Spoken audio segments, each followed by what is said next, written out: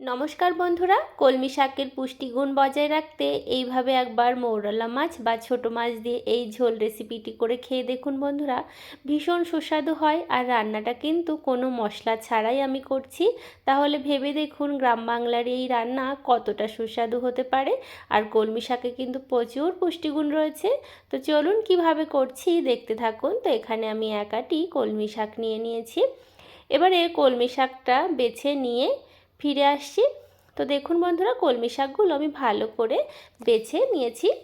এবারে কলমি শাকগুলো ভালো করে ধুয়ে পরিষ্কার করে নেব। তো কলমি শাকগুলো ভালো করে আমি ধুয়ে পরিষ্কার করে নিয়েছি। এবারে কেটে নেব। তো কলমি শাকগুলো কিন্তু আমি কুচি কুচি করে কাটবো না, একটু বড় বড় করে কাটবো, তাহলে খেতে ভালো লাগবে। যেহেতু ঝোল রান্না করব, তো সেই জন্য একটু বড় বড় করে কাটলে খেতে ভালো লাগবে। তো আপনারা যারা এখনও এইভাবে ট্রাই করেননি, এইভাবে একবার ট্রাই করে দেখতে পারেন। ভীষণ ভালো হয় খেতে আর ভীষণ স্বাস্থ্যকর একটি রেসিপি। আর ছোটো মাছ খাওয়াও কিন্তু আমাদের শরীরের পক্ষে ভীষণ ভালো, আর কলমি শাক তো আরও ভালো। তো আপনাদের সঙ্গে কথা বলতে বলতে কলমি শাকগুলো আমি বড় বড় করে কেটে নিয়েছি।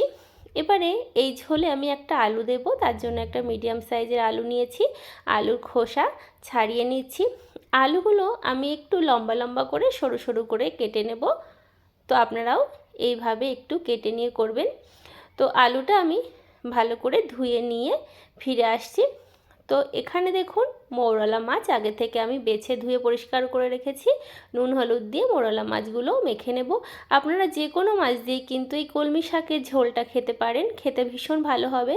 ছোটো মাছ দিয়ে করলে বেশি স্বাস্থ্যকর হবে। তো মাছগুলো নুন হলুদ দিয়ে মাখা হয়ে গেছে। কড়াইতে সর্ষের তেল দিচ্ছি মাছগুলো ভাজার জন্য। রান্নাটা সর্ষের তেলেই করব। নুন হলুদ দিয়ে মেখে রাখা মৌরলা মাছগুলো দিয়ে দিলাম। এক পাশ ভাজা হয়ে গেছে, উল্টে দিচ্ছি। মাছগুলো একটু লাল লাল করে ভেজে নেব। তো বন্ধুরা, আমার কিন্তু মৌরলা মাছগুলো ভাজা হয়ে গেছে, তুলে নিলাম। কড়াইতে আমি আরেকটু সর্ষের তেল দিলাম। তেলের পরিমাণ কিন্তু খুবই সামান্য।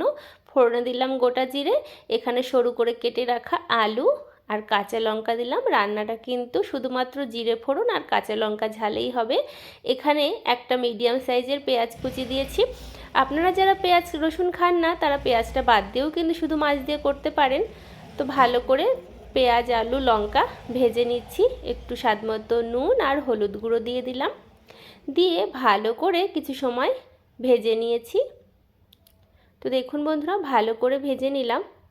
এবারে ঝোলের জন্য পরিমাণ মতো জল দিয়ে দিচ্ছি। এবারে ঢাকা দিয়ে ফুটতে দেব। তো ঝোলটা ভালো মতো ফুটে উঠেছে। এবারে কেটে রাখা কলমি শাক দিয়ে দিচ্ছি। কলমি শাক দিয়ে একটু হালকা হাতে নাড়াচাড়া করে দিচ্ছি। ভালো করে নাড়াচাড়া করা হয়ে গেছে। এবারে ঢাকা দিয়ে রেখে দেব যতক্ষণ না কলমি শাক আলু ভালো মতো সেদ্ধ হচ্ছে। ঢাকনাটা কিছুক্ষণ পরে তুলে নিচ্ছি। তো দেখুন বন্ধুরা, কলমি শাক আলু কত সুন্দর সেদ্ধ হয়ে গেছে। এবারে ভেজে রাখা যে মোরলা মাছ, সেই মাছগুলো দিয়ে দেব। তো বন্ধুরা, কলমি শাক খাওয়া কিন্তু আমাদের শরীরের পক্ষে ভীষণ ভালো। কলমি শাকে ক্যালসিয়াম, ভিটামিন সি এবং প্রচুর পুষ্টি উপাদান রয়েছে। কলমি শাক কিন্তু প্রসূতি মা এবং গর্ভবতী মায়েদের জন্য ভীষণ ভালো। আর এইভাবে রান্না করলে কিন্তু আরও ভালো হয় খেতে। একবার ট্রাই করে দেখতে পারেন। ভীষণ সুস্বাদু এই কলমি শাক মোরলা মাছের ঝোল রেসিপিটি। যদি আপনাদের ভালো লাগে তাহলে লাইক শেয়ার কমেন্ট সাবস্ক্রাইব করে পাশের বেল আইকনটা প্রেস করার অনুরোধ রইল।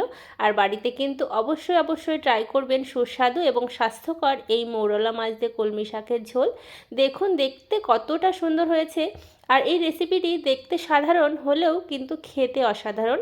আপনারা বাড়িতে ট্রাই করবেন। আপনারা সকলে ভালো থাকবেন, সুস্থ থাকবেন।